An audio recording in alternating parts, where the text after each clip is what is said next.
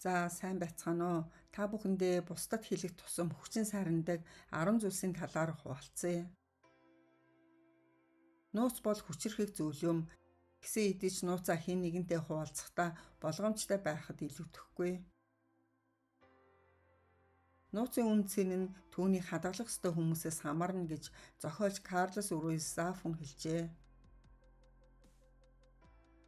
Амьдралд эргэн тойрныхоо хүмүүсээс нууцлах ёстой хэд хэдэн зүйл байдаг бөгөөд энэ нэгтгэлцлийн тухай биш юм.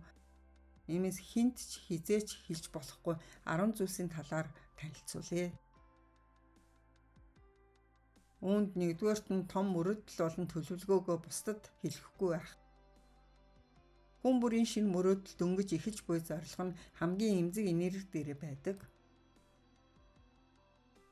Тэр үедээ олон хүнд ярьж эхлэхээр бусдын эргэлзээ, асуулт, шүүмжлэл, бүр далд атаархал хүртэл тухайн санааны дотоод хүчийг сулруулдаг.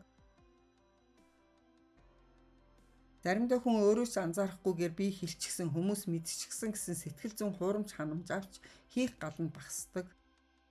Иймээс бүрэн суурьаа олж бодит алхам нь эхлэхээс нааш том мөрөөдлөө чимээгүй биелүүлэх нь энергийн хувьд хамгаалалт болдог байна. Хэн нэгэнд хараахан эхлээгүй байгаа зорилгын талаар ярих нь зорилгоосоо холдоход хүргэнэ. Төлөвлөгөө зорилгоо биелүүлж дуустал чимээгүй байгаараа. Төлөвлөгөөгөө зарлахад тарих амжилтанд хүрсэн мэт хууртаж бодит зүтгэл нь сарндаг. Хоёрдугаарт нь өөрийн хувийн амьдралыг шаардлагаас илүү хэмжээнд бусдад хэлэх хэрэггүй.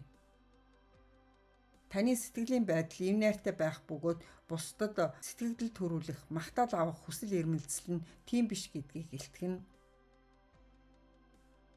Өөрийн тухай ярих тутам бодол, санаа, зорилгоос үл хамааран олон зүйлийг алдаж болох тул болгоомжтой байх хэрэгтэй. Гуравдугаарт нь хит их гэгэрсэн гэдгээ хизээч бүү зар. Хүн өөрийн дотоод хөвгөө хадгалахын тулд хийдэг бясалгал, тарин, уншлага, хамгаалтын дадал зэрэг нь маш хувийн давтамжтай зүйлс байдаг. Үүнийг хүн болгон дэлгэрэнгүй ярьж эхлэхэд зарим нь шоолно, зарим нь эргэлзэн, зарим нь үл итгэдэг.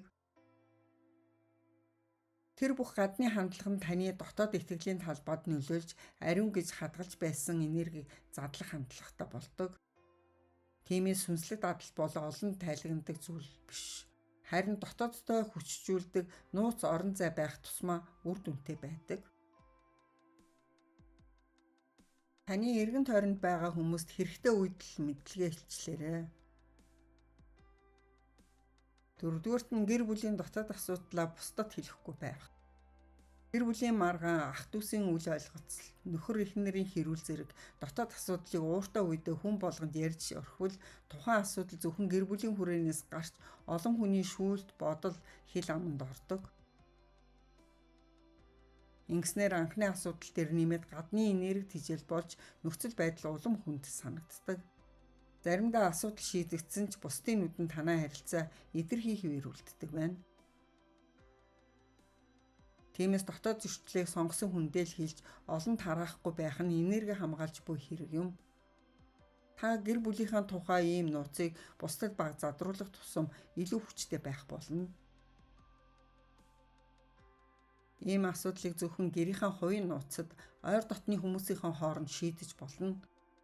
Гэр бүлийн маргаан зөвхөн хан дотроо л үлдэх ёстой. Бусдад хэлэх нь зөвхөн доромжлол авчирна. Гэрийнхээ асуудлыг гэртээ л үлдээ. Авдугаарт нь орлого санхүүгөө бусдад тайлгнах хэрэггүй. Мөнгөний тухай яг тоо орлогын хэмжээ, хадгаламжийн мэдээллээ хит нээлттэй ярих нь олон төрлийн хүсээгүй энергийг татдаг. Зарим хүн атаархан, зарим нь өөрийгөө харьцуулна, зарим нь танаас ашиг хайж эхэлдэг. Үүнээс гадна далд өрсөлдөө муу нүд мөнгөөр хэмжих хандлага орж ирдэг. Мөнгө өөрөө төвлөрсөн энерги учраас түүний урсгалыг хит олон хүний анхааралд оруулах нь тухайн урсгалыг савлуулдаг гэж үздэг. Иймээс мөнгөний мэдээлэл бол хязгаартаа хуваалцах ёстой сэдв юм. Өнөө үед зарим хүмүүс бие биедээ атаархдаг, хинч дараагийн хүнийг ахиж дэвшил гарахыг хүсдэггүй байж магадгүй тул та ямар ч мөнгөтэй юу ч олж байгаа үүнийг нууцлах хэрэгтэй. 6 дугаарт нь хийсэн сайн үс бусдад тусалсан бүхнээ тайлагнах хэрэггүй. Хүн тусалсан мөнгө, өгсөн дэмжсэн, золиос гаргасан бүхнээ байнга зарлах үед сайн үлийн энерги цэвэр өгөхөөсөө илүү үнэлгээ хүлээх төлөвч шилждэг. Өөрөөр хэлбэл би ийм зүйл хийсэн шүү гэж хэлэх тусам талархал, цаашаал, ариун үйлдэл горьдсон далд хэрэгцээ үүсдэг. Энэ үйлдэлийн ариун чанарыг бууруулдаг байна. Тус болцохоо түүнийгээ ярих нь буйныг чинь бахархал биш, онгороо зам болгож хувиргадаг.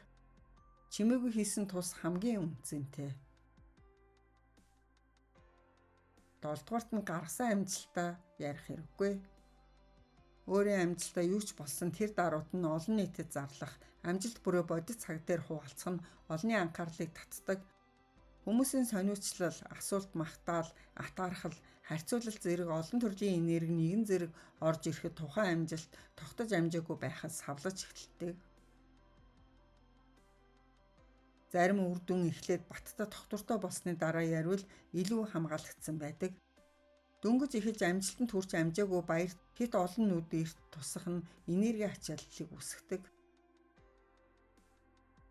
Санамсаргүй гайхуулж хэлсэн үг бусдад буруу ойлголтыг төрүүлж атаархлын бай болох тохиолдол бий. Тиймээс хин нэгэнтэй харьцахтаа гаргасан амжилт нь танигдсан тохиолдолд зохих ёсоор шагнагдах болно. 8 дугаарт нь өөрийн сул талаа бүү тооч. Хүн бүхэнд хамгийн эмзэг газар, хамгийн айдаг зүйл, хамгийн өвддөг дурсамж гэж байдаг. Үүнийг буруу хүнд нээж тавих нь өөрийн хаалгыг өөрөө онгойлгож өгч байгаатай айдад юм. Учир нь бүхэн өрөвдөх гэж сонсдоггүй. Зарим нь таныг уншиж хизээ хаана дарахад унахыг мэдж авдаг. Энергийн хувь сул тал гэдэг бол гадны нөлөө орох хамгийн нээлттэй зэг юм. Иймээс эмзэглээ хуваалцах бол дааж чадах үнэхээр аюулгүй орчинд л хийх ёстой. Өөрийнхөө сул талыг хинт ч бүү харуул. Хин нэгэн түүгээр чинь цохиж цохих өдөр ирж мэдэн шүү. 9 дугаарт нь бусдын нууцыг бүү яар. Энэ нь хувцас бохирдуулж болохын адил та оюуханаа бохирдуулж чадна. Итгэл даах нь хүчрхүү хүний шинж юм.